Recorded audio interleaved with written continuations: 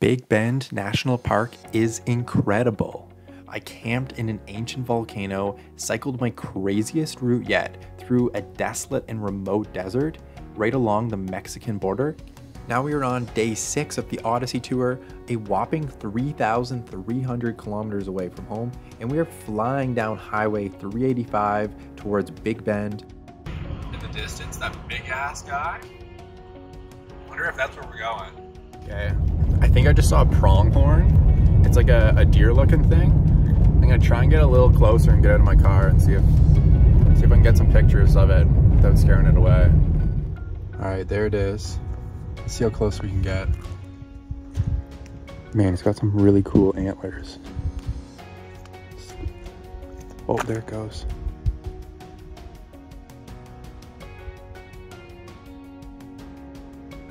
Bye-bye.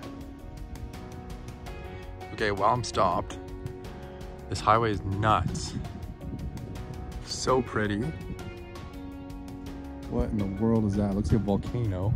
I'm out here all alone. Just me and a pronghorn.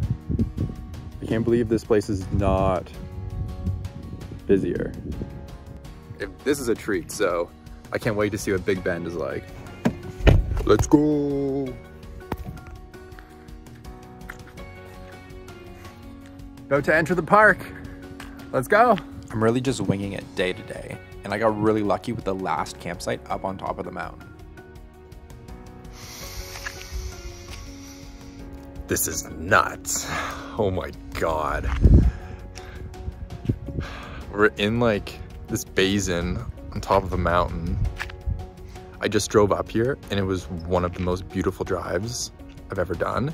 So let's go get my road bike out and let's go rip some of these roads. Oh my God. First things first, laundry. Now that chores are done, it's time to explore on 2 wheels. I want to keep things pretty chill today, but with over 1,000 meters of elevation planned, I don't know how easy it's going to be. Oh baby. Oh, this is so cool. This is insane. Look at that view. It's so hot out. My bike computer says 26 right now. I'm at 1,700 meters of elevation, and some of these pitches are like 15, 16. I've seen as high as like 18%. So this is really cool. I have to go up a little bit before I can actually descend down. There's the view down. We're so high up. Oh, I already started descending and it's fast. That's where I just came from, way up in those mountains. All right, I'm mostly down. I swear a lot of people have never even seen like a cyclist. Some people are like, rock on. Other people are like, hey. And then there's some people that just give me like a death stare. Like, what are you doing? On the way in, there was like a fossil area. So I'm gonna go check it out. The fossil exhibit was this really cool indoor-outdoor structure that had a ton of fossils and told the story of how this land emerged from the sea into a volcanic highland. Volcanic activity stopped some 30 million years ago, and it's been eroding to the landscape we see ever since. In fact, the campground I'm staying in is at the heart of an ancient volcano. All right, hopefully you can hear me. It's super windy. I barely even pedaled to get here. Once I got to the bottom, it was still downhill. So like I literally did not pedal to get here. Like barely at all. It was like 40 kilometers an hour. It's just gliding. Guys, it's gonna be a nice ride. Yeah, we're gonna head back now. I think it took me an hour to get here. It's windy. Got a nice little cloud over me though. Feels good because looking down at my bike computer, it says it's 29 out, so. I was just riding, oh yeah, look at that. Just riding along and I saw a whole bunch of deer.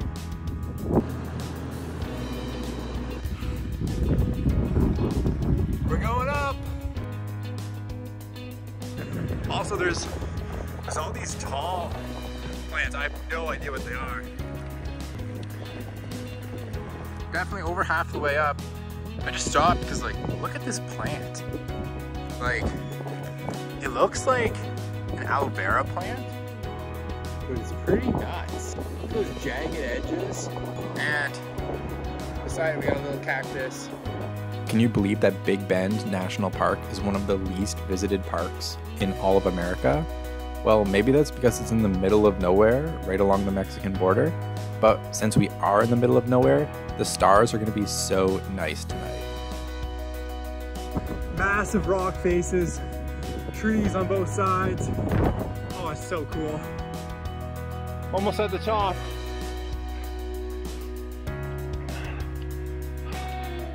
Once you get higher up, there's a lot of trees. It's so beautiful. It's like, it's not really that hot, but man, I'm sweating.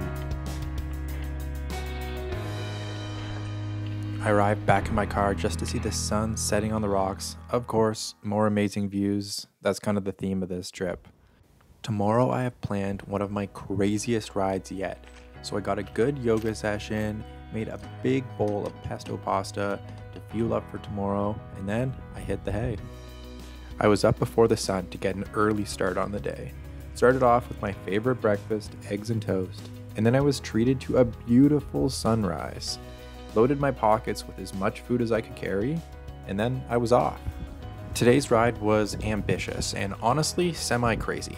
The ride started in the campground with a fast, long descent down the mountain past the visitor center and onto a backcountry dirt road.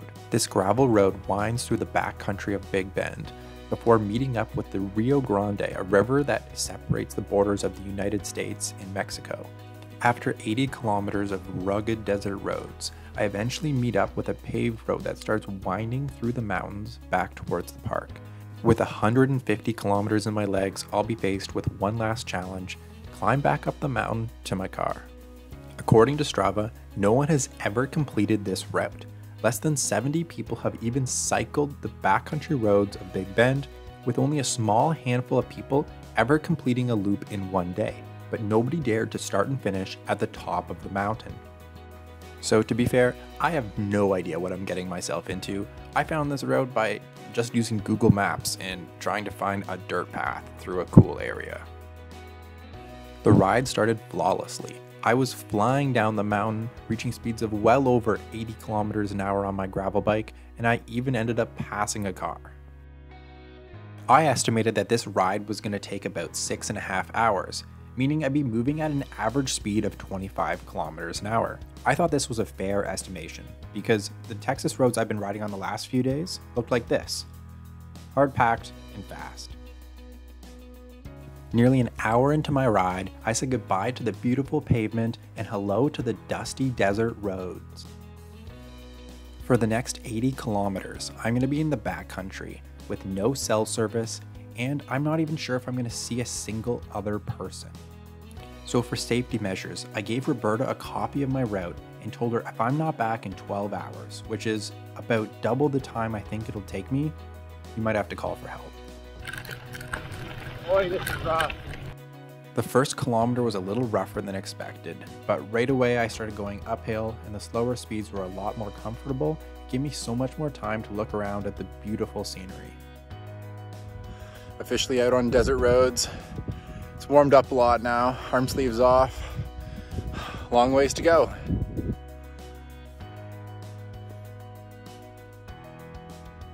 Hey, big bird.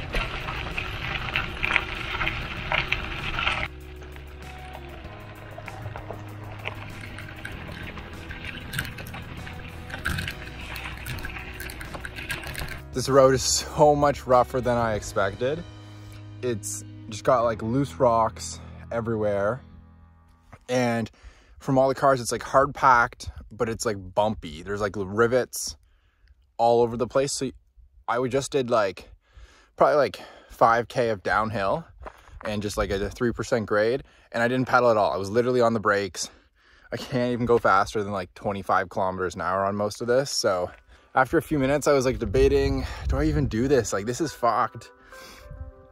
I could so easily get a flat and just be right fucked out here. I'm gonna try and keep going. There's like occasionally literally like 20 meters of smooth and my whole body's just like, oh, this is gonna be a long day. Never been so happy to go up a hill. My hands are getting so sore. It doesn't seem like there's gonna be any flat. Just up, down, up, down. Look at this.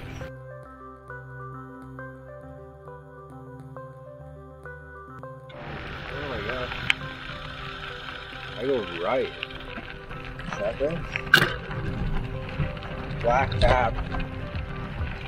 Right there, I just turned off of River Road onto Black Gap. Little did I know that Black Gap was known for its extremely rough roads.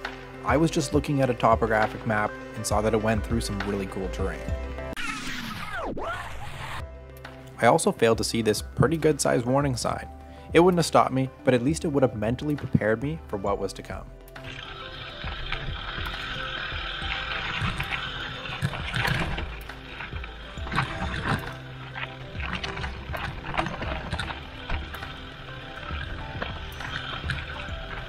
How's it going? Oh. Which way is the Black Gap? Is it down that way? To the left? Yeah. What are you guys up to? That lovely couple had just come across all of Black Gap just to be stuck in the last couple hundred meters as they debated whether they were going to go up that gnarly hill or not. They kindly pointed me in the right direction and warned me of a little bit of water ahead. Some water? Oy. I do not want to get wet if I don't have to. This is nuts. What am I doing? Okay. This is gonna get my shoes a little dirty, but I just went down the gnarliest road. Oh, there's another car coming, but man, I'm not even crazy anymore. I'm just dumb. Like, this is literally just dumb. Just crossed some water, stayed dry. Don't want to get everything all wet. Pretty sweet views though. Wow. This is pretty nuts. Way down there you can see the road winding around. what have I got myself into? I stopped to take in the views and ended up getting passed by a Jeep tackling the Black Gap. I watched them drive one of the gnarliest sections of the day, and overall they weren't going that fast because the wife liked to get out and walk. Yeah, Craig, that's supposed to be a gravel road according to Strava, right? Yep. The rough roads were totally worth it at this point. It felt like I was on another planet. I gave the Jeep a little bit of a head start, but I pretty quickly caught up with it.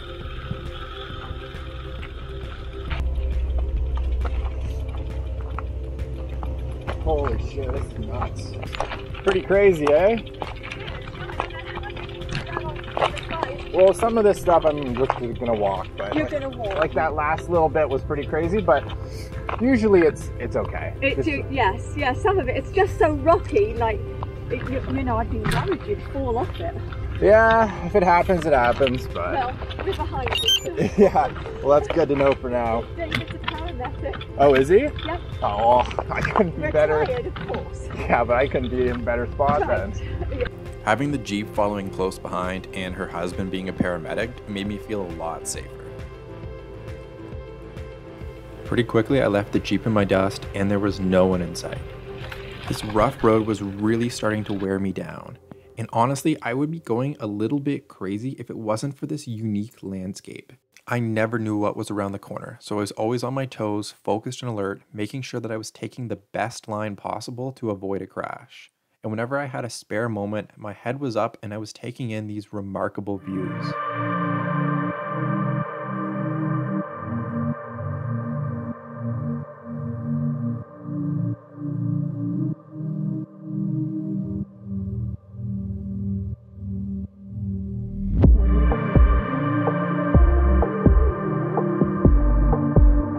So I officially just sent Black Gap 4-wheel drive. Yes, it's recommended.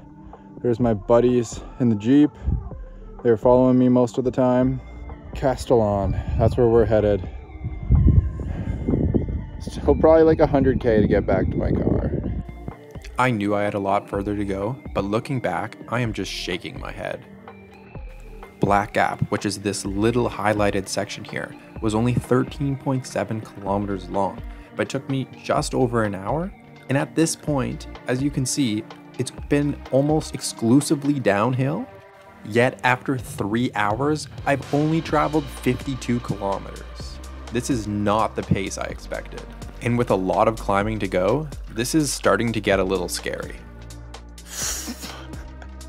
102 kilometers still to go with 1,800 meters of elevation. I'm already pretty tired. Averaging 21, that's not too bad considering it's been absolutely fucked.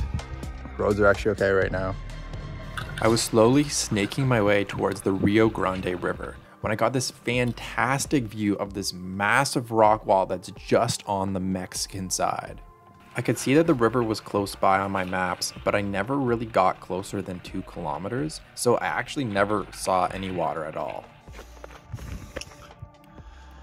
Oh, I'm not gonna lie, I'm broken. I'm tired. This road takes it out of you. It's literally just... I'm not even halfway. I'm tired. Oh, I just want to curl up in a ball. Those little mountains that you can't really see that well. That's Mexico. I wonder which way the river flows. Maybe I could just like go to the river and just float down. All right, I'm gonna try and get a little bit better morale. I hate my life right now. This fucking sucks. So today's motto is sponsored by Powerade, Power Through. The next few kilometers were really challenging mentally for me. I found myself continuously stopping to get some food and just trying to find a little bit of energy and positive thinking.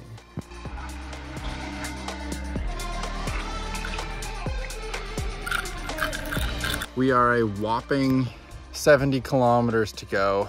I'm starting to lose faith that I'll be on the road soon. Oh, I couldn't make it up this one, it was a little too loose. I was very thankful when the road started to veer away from the river because these roads weren't so loose, and although we were starting to go uphill, the landscape was so much more open that you could take in a lot more views. Oh, it's been a while since I've seen the sign. Buenos Aires for another day, my friend.